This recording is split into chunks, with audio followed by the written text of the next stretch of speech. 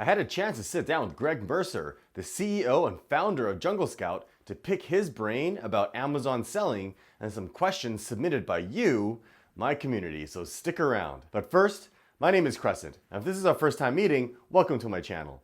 My passion is sharing tips and strategies on how you can create a successful Amazon FBA private label business. So if you enjoy videos like this, or especially if you've been around my channel, consider subscribing. All right, let's get started. All right, Greg, so my community has a few questions they wanted me to ask on their behalf. So Dave DeVille, he says, do you still recommend giveaways? And second part is, you used to say that you don't compete with Amazon because they're more ethical, but ask Greg now if he still believes this and if he would compete with Amazon still today. Two good questions. Dang, sorry, what was the first one now? I was First thinking one is, do you recommend giveaways? Do they still work? Yes. Short answer, yes. I just launched a product, and what I did with it was I gave out a number of coupons. I was roughly like 5 or 10 per day, and only about 80% of those coupons get used. So I did that in combination with really aggressive PPC spend. And I mean, that's what I'm still using. I'm still ranking products that way. You know, does Amazon maybe not weigh those deeply discounted sales as heavily into their ranking algorithm? Possibly. It's really hard to know, right?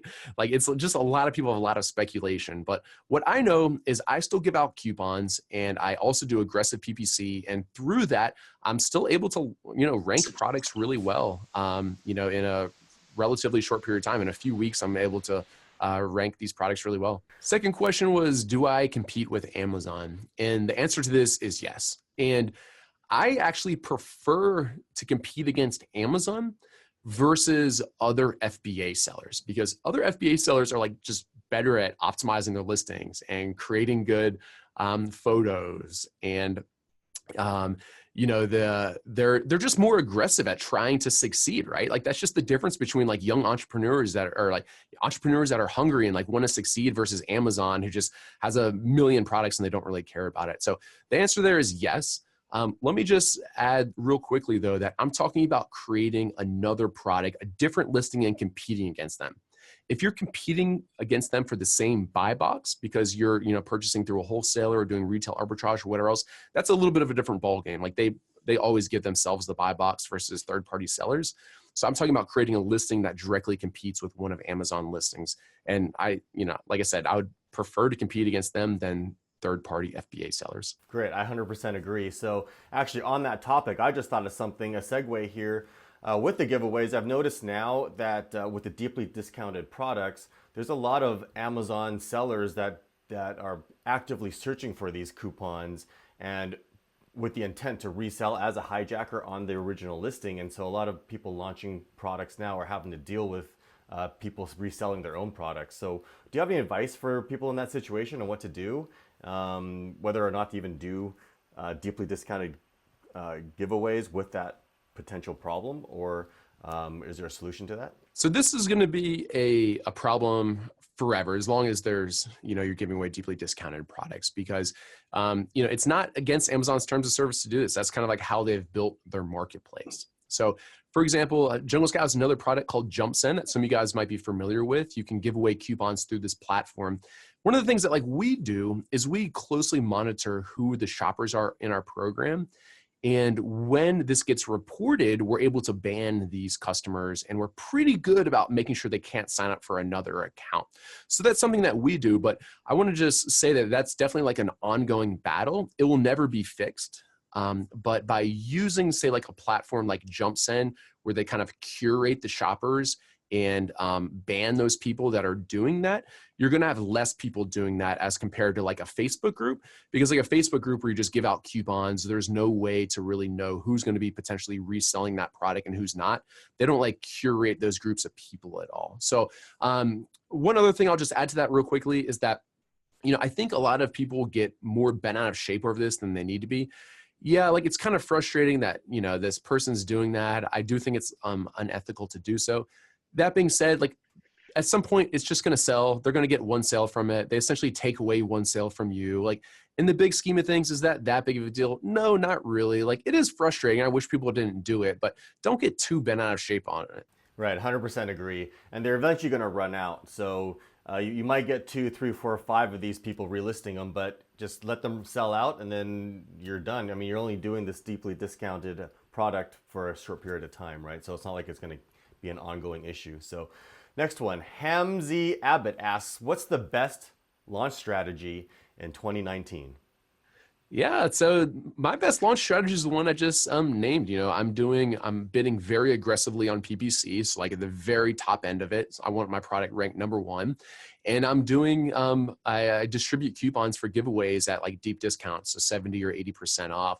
Of course, we use our own platform, JumpSend, but if there's a different way that you'd rather give out coupons, that's fine too. Big picture goal here is you need sales.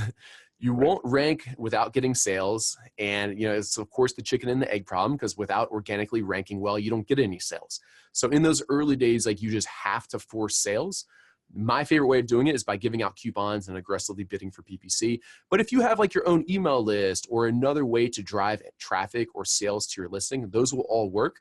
But the core of it's the same, is like you just have to drive sales to your listing somehow. So Cody McCowan, he is wondering how come he doesn't see any 9 or 10 opportunity scores in Jungle Scout. He's never found any higher than 8, and he's starting to wonder if they even exist. All right, so in my Jungle Scout history, I've only found 2 10s. I've found probably I'd say dozens of 9s, but they're still fairly rare. But I would say that like 8s are really good scores. Like when we're building this algorithm, maybe we should have made it like a little less like strict, so there'd be a few more 9s and 10s. But just know that like 7s and 8s can be really good as well, and that 9s and 10s are rare. Right. I mean, it's never going to be that perfect one, because that 9 or 10 is going to be hard to find, right? So you got to be diligent and analyze that data just to make sure all the criteria are met. So Pedro Cunha, ask Greg about the data of Keyword Scout and how we can be sure of the data they present, taking into account the changes Amazon have done. Also, if this affects the sales of a product when we are following the product on the web app. Thanks. Yeah, great question.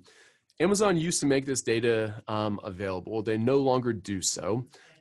We were estimating at some point that they would kind of shut this off and no longer allow it. So one of the things that we did is we devoted some of the resources from our data science team, who primarily work on our sales estimates, to estimating keyword volume. So we were smart enough to kind of plan ahead for that before they shut it off. So right now, like, the numbers you see in there are estimates. We were able to gauge like our estimate algorithms compared to the real data we're getting from Amazon, and that really helps us fine tune them. So I think your question was like, how can you be sure? At this point, no one knows real sales estimates from Amazon like today. But that being said, like, when we check our algorithms versus the real data, they're pretty darn accurate. Okay. So, I mean, are they dead on 100% accurate? No, but like, you can count on them for, let's say, like plus or minus, let's say like 10 or 15% accuracy, which at the end of the day is like, that's close enough for like gauging search volume, because Right. the data we're using to create these comes from the Amazon platform and is Amazon shopper search behavior versus some of the other tools out there. I know they're trying to correlate like Bing data or Google data or like whatever else. And we've found that that's very unreliable to do that, because of course, just like search behavior and search intent on a search engine like Google or Bing is much different than shopper search behavior on a platform like Amazon. So yeah, hopefully that answers it. Great. Yes. So Edmund C. Sorry, I butchered your name there. When is Jungle Scout going to be available for Australia? Good question. It's definitely on our roadmap. Unfortunately, I don't have a date. You're probably talking about sometime this summer, but I don't know exactly when. Sorry. They're busy over there, Edmund. A lot of exciting initiatives, yeah. Michael Model, ask him if he thinks the people in Jungle Scout that are marketing for package designs and if freight forwarders is nothing more than a sneaky trick, a scam, of a way of finding more products for themselves to put on Amazon. I think they're talking about the Jungle freelancers Market. on the Jungle Yeah. Scout Market. So Yeah. yeah, if you guys aren't familiar, we have a platform called the Jungle Scout Market where we vet freelancers that are Amazon specialists and then put them on there. And that was originally created because we would get like dozens and dozens of emails every day of like, who do you recommend for this? Who do you recommend for that? So we're like, man, we should just like put all these together in one spot so it's easy for everyone to find. And the question was like, how do you know these people aren't stealing your product ideas? And I laugh a little bit when that was asked because like every entrepreneur when they're first getting started just thinks that everyone's going to steal all of their ideas. It never fails. Every new entrepreneur, young entrepreneur, this is like the fear that all of them have. And then once like you kind of get into it, you realize that this is like a real business. Like it does take work and it takes money and it takes like education around like how to make this successful and whatever else. And once you start to realize that, like you realize like, okay, like their business is actually being a freight forwarder or their business is doing packaging design or like whatever else. They've obviously chose that they prefer that business instead of selling physical products on Amazon. So, I mean, the chances of them stealing your product idea are just so low that I really don't think you have to worry about it. Right, right. And in my opinion, from my business experience, people that are always taking the easy way to do something, if they were to try to steal your idea, they're probably going to be lazy on that, taking action on that anyway. So they're not going to be much competition. So I wouldn't worry about it. Yeah, you can't just like go about your whole life in kind of like fear of people stealing your ideas or knocking off your business or whatever else, and like kind of never getting started for it. Like you just got to go for it and just know that like you'll do a better job than anyone else who tries to copy you. Absolutely, absolutely. Andrea Gabriel asks, when will Keyword Scout be available in the UK? Yeah, so that's the primary goal of our data science team right now. Is it's going to be first the UK and then shortly thereafter in the rest of the EU and North America.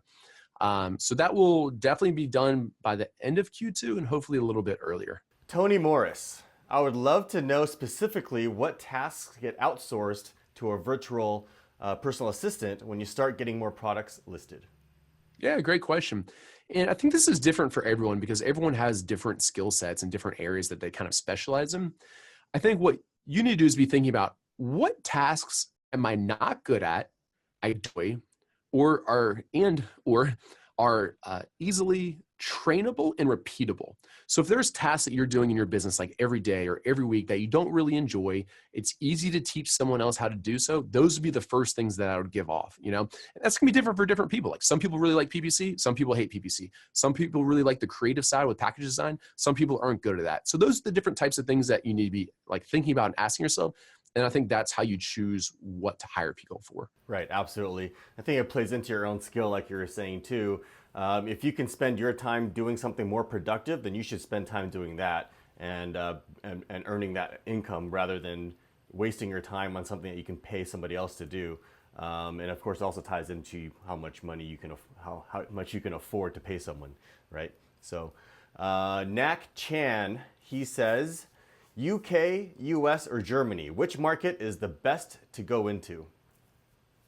I would go into whatever market is the easiest or least intimidating for you to sell in. If all those are the same, then I'd probably just do US. But the most important thing here is like, just make the road ahead easy for you. So like if you already live in Germany and you speak German and that's the least intimidating to sell in that market, just do that one because all of those have plenty of opportunities for any of us. And lastly, 2 questions from me. So I don't know if you're a science or a tech geek like I am, but are you going to watch the Falcon Heavy launch later today? Absolutely. Dude, who doesn't love Elon Musk, man? Right? I mean, come on. I got to, yeah. You only got to send a car into space. You got to watch it. Yeah, I had to. And then what were your thoughts about the black hole photo yesterday? The black hole photo is crazy. What was more fascinating to me is learning more about essentially the system that they had to create to take a picture of this. It was like this. They had to get multiple different essentially telescopes, to like look at this at the same time, and the whole kind of science behind how they had to take this photo I thought was just as fascinating as the photo itself. And yeah, it's pretty neat. Yeah, actually what hit home for me, it's crazy the time that we're living in because the conference they were having, one of the presenters The actual sentence he said is, from when we release this photo, there's going to be a time in history where we're going to refer to the time before we have this photo and then the time following it. And that just really hit home for me, that we're able to live and witness these kind of events, the Falcon Heavy and the black hole and all the science and technology that are being developed in our lifespan. It's just insane. Best time to be alive. Yes, definitely, definitely. So Greg, thank you so much for sharing your knowledge and insight with us and answering all these questions from our community. I'm sure they'll appreciate it as well. And I look forward to working with you and having you on the channel again in the future. Awesome. I'm looking forward to coming back. Thank you, Thanks, Chris. Greg. Take care. I hope you enjoyed my chat with Greg. If you have any questions or comments, feel free to post them below in the comment section. I answer every single one of them. All right? Thanks for watching. If you found value in this video, you know what to do. Hit that like button, leave a comment, and subscribe. And to make sure you never miss a video, click that bell icon to turn on notifications.